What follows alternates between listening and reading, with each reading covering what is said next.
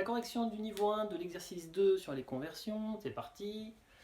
Alors, nous avons des conversions, on commence avec 5 grammes, on nous demande de convertir en décigrammes. Là, deux façons de faire.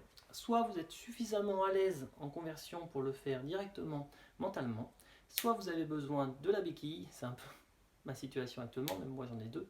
Vous avez besoin de la béquille des maths, c'est-à-dire le tableau de conversion. Donc je vais le faire des deux manières, je vais le faire mentalement en vous expliquant le raisonnement, et puis après on va le faire avec le tableau. C'est parti.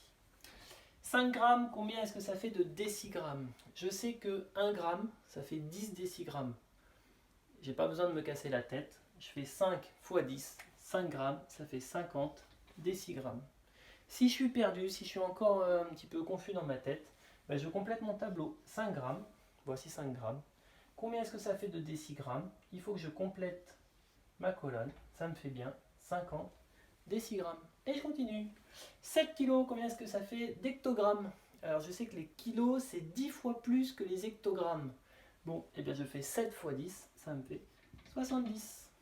Si je veux vérifier, je mets mon 7 dans mes kilos. Je complète pour faire des hectogrammes et j'obtiens bien 70.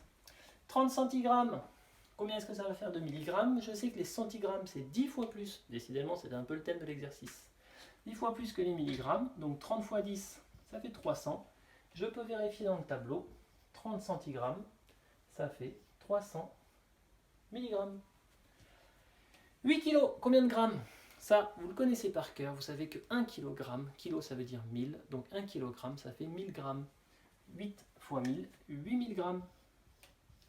Et ça va quand même plus vite que de s'embêter à mettre le 8 dans le tableau, compléter jusqu'à grammes pour trouver 8000 que j'ai trouvé en 2 secondes mentalement. On finit avec la tonne. Alors la tonne, il y avait 2 étapes. Dans un premier temps, je vous demandais de la convertir en kilos. Je sais que 1 tonne, c'est 1000 kilos. Donc 6 tonnes, ça fait 6000 kilos. Et ensuite, il fallait le convertir en grammes. Je sais que 1 kg, c'est 1000 grammes. Donc il faut que je fasse 6000 fois 1000. 6000 fois 1000, ça fait 6 millions. 6 millions. Alors, 6000 que je convertis en grammes.